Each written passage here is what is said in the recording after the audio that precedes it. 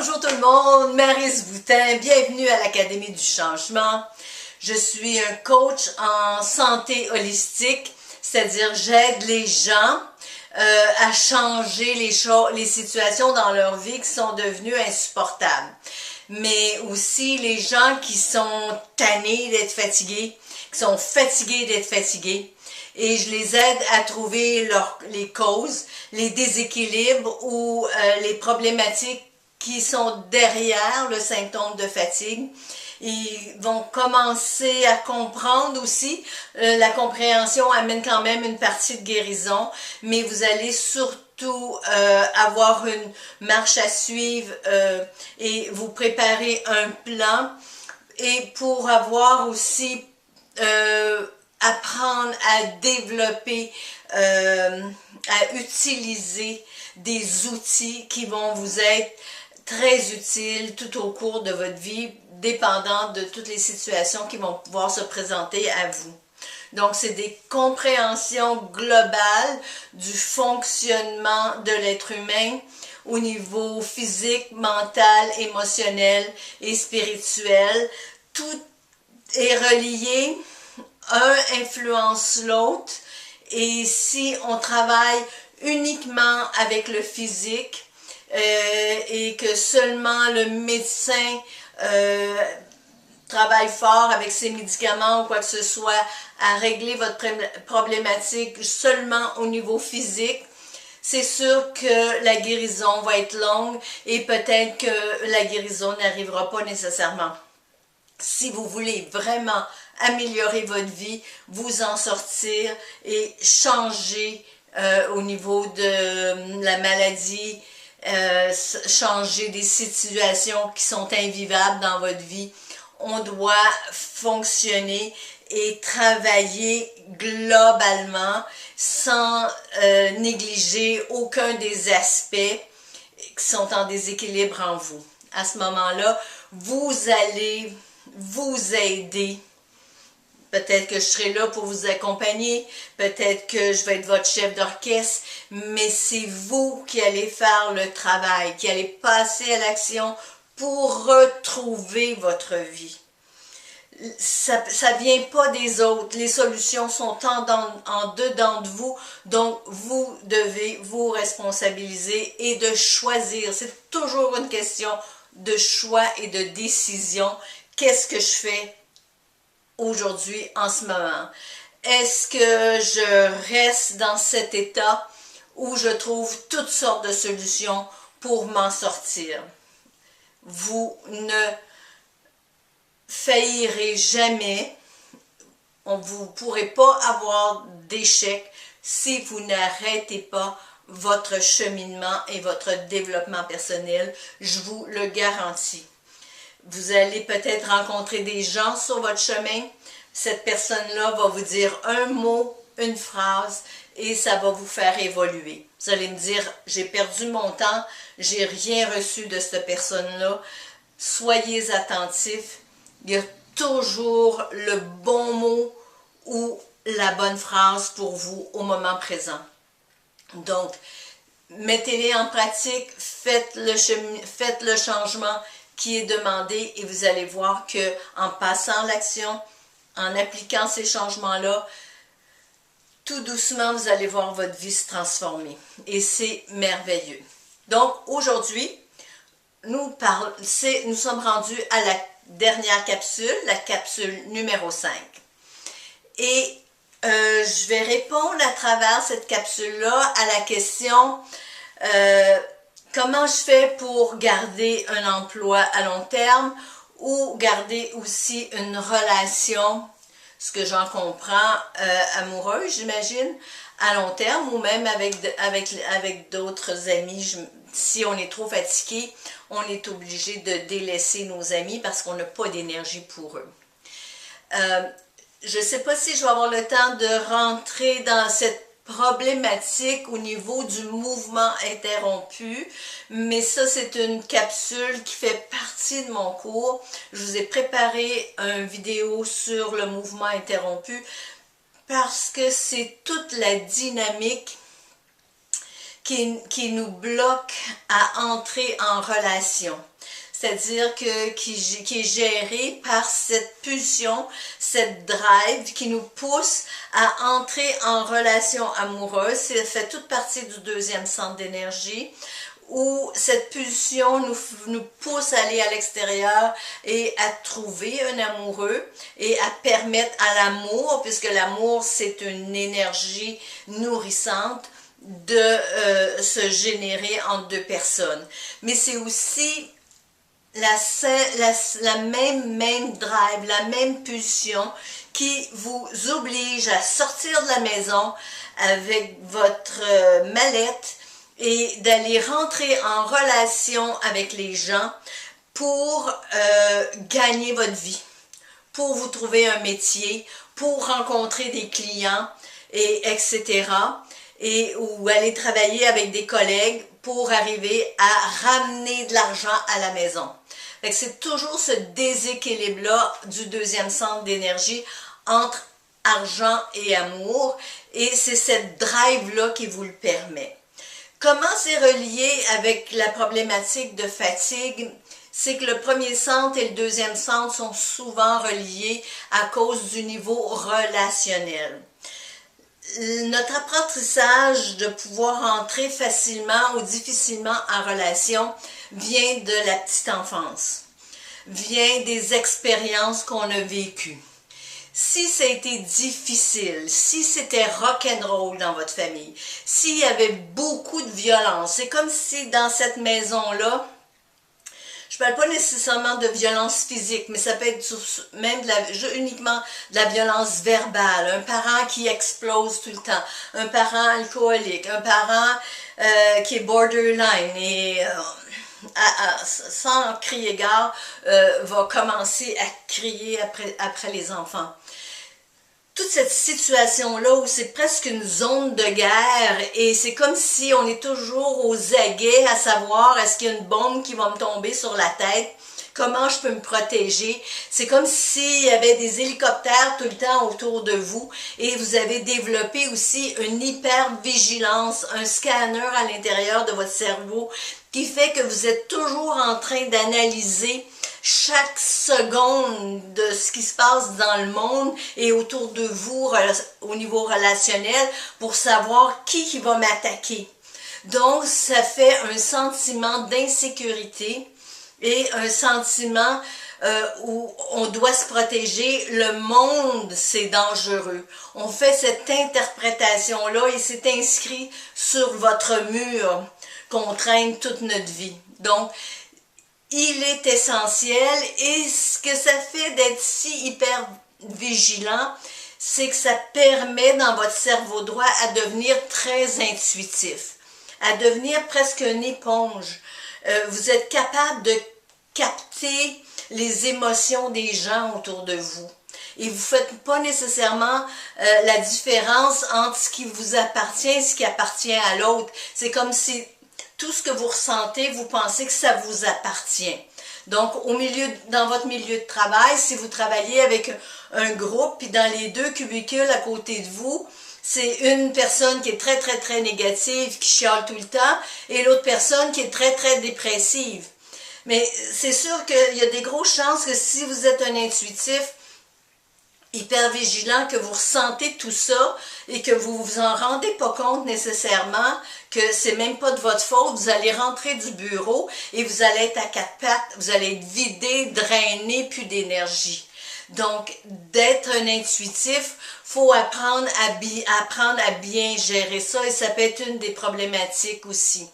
Mais ce que ça fait, c'est ce sentiment-là où vous avez toujours besoin de vous protéger. Ça devient très difficile de rentrer en relation avec les autres parce qu'on est toujours inquiète.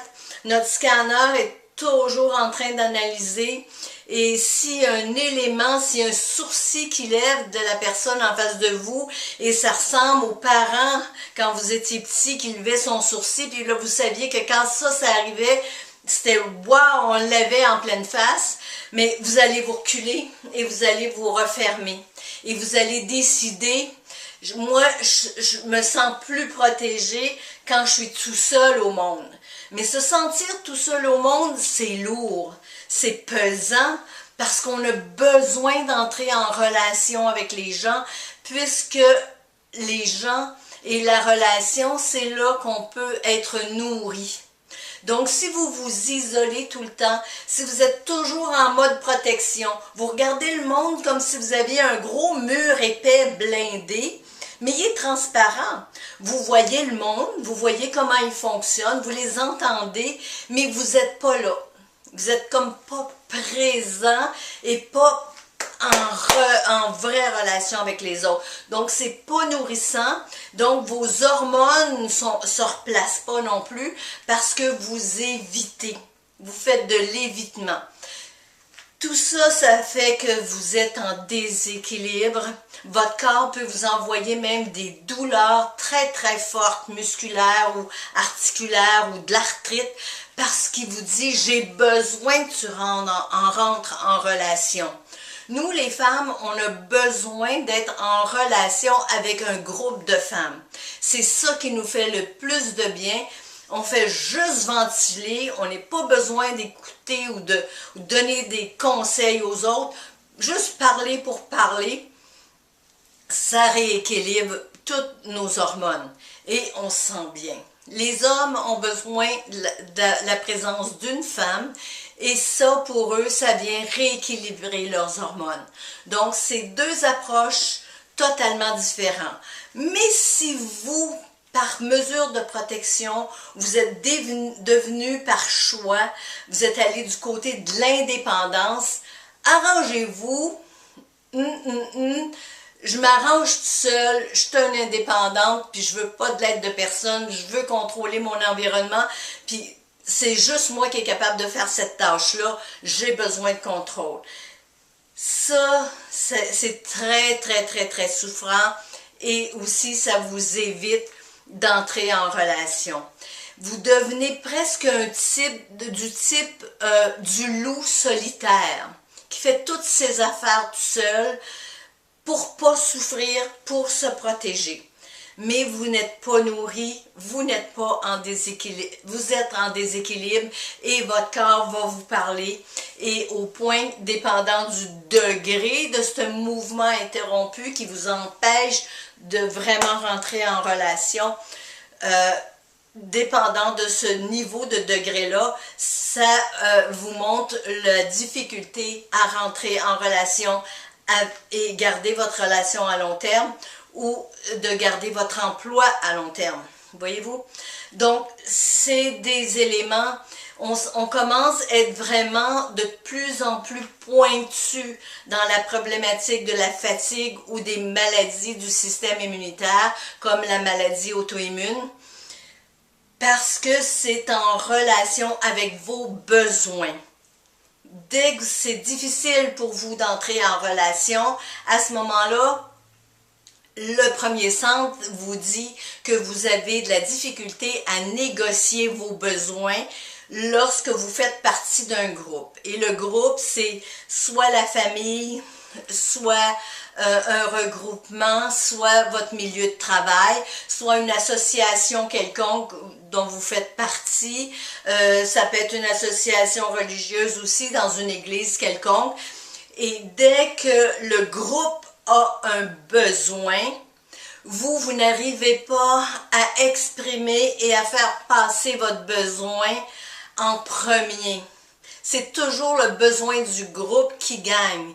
Et vous vous taisez et vous ne faites rien, vous acceptez de ne pas respecter vos besoins et vous vous isolez dans le fond par la suite. Donc, dès que vous avez des difficultés au niveau relationnel, ça peut vous amener des maladies au niveau du premier centre, c'est-à-dire que ça touche les os, les muscles, les articulations, le sang, le système immunitaire et la peau. Donc, c'est des choses que vous allez pouvoir apprendre plus en profondeur avec moi. Et si un des éléments aussi qui est plus émotionnel, c'est la perte de quelqu'un d'important dans votre vie. Soit la perte d'un parent parce qu'il est mort, qui est mort et vous étiez jeune. Donc, vos fondations ont été ébranlées. Vous avez perdu le sol en dessous de vos pieds. Et ça amène beaucoup d'insécurité. L'insécurité, c'est vraiment l'élément émotionnel qui est derrière votre fatigue chronique. Et si vous n'avez pas, si vous avez perdu, ça peut être même à l'état adulte, il y a un conjoint qui est tombé malade ou il y a un conjoint qui est décédé et sa maladie est tellement grave ou dégénérative que vous avez perdu l'homme comme il était avant. C'était votre source de sécurité, c'était peut-être votre mur de protection et le fait qu'il n'est plus là ou qu'il n'est plus comme avant, ça vient défaire encore là ou faire remonter toute votre insécurité et vous perdez vos fondations. Si quand vous étiez jeune, un autre exemple, les parents se sont divorcés, on vous a envoyé chez un parent ou chez un oncle et une tante et que vous avez perdu l'accès à un des parents, la garde partagée n'a pas été équilibrée et que vous n'avez pas eu accès pendant des années, que ce soit la mère, c'est sûr, est plus importante que le père, plus l'enfant est jeune. Et si vous n'avez pas accès, c'est comme, même si la mère est malade, même si la mère est mentalement pas tout à fait là, l'enfant avait besoin de la présence de cette mère-là. Et même s'il comprend que c'était mieux avec le père, la belle-mère, des fois, elle n'a pas le tour non plus. À ce moment-là, vous avez perdu vos bases. Vous avez perdu le plancher en dessous de vos pieds. Tout est en mouvance aussi pour vous. Donc, votre premier centre d'énergie vient se débalancer et c'est plus difficile pour vous d'entrer en relation. Ça peut vous faire vivre aussi des dépressions parce que vous avez beaucoup de tristesse et sans vous rendre compte, votre mental au niveau de votre cerveau gauche vous ramène dans votre passé et c'est de l'impuissance que vous vivez parce que vous n'avez pas eu le droit de rien dire quand ça s'est passé, si c'est un divorce ou la perte de quelqu'un, vous êtes refermé sur vous-même et à partir de ça, vous vous isolez. Donc, c'est toute cette problématique-là qu'il faut vous regardiez.